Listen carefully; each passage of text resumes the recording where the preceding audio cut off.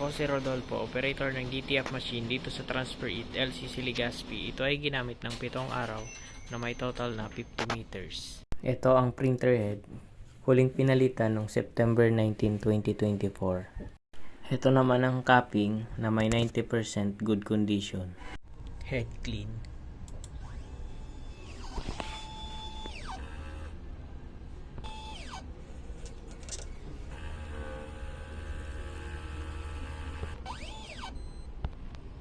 Punasan ang wiper pagkatapos mag-head clean.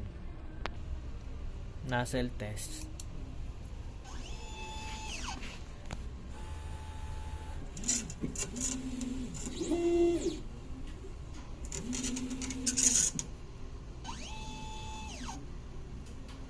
Ang ink system label namin ay tama lang. Ang damper ay pinalitan noong April 2025. Ito ang waste tank. Ito ang ABR. At dito nakalagay ang ground wire. Dito nakalagay ang stock ng film. Unused ink. In-use ink.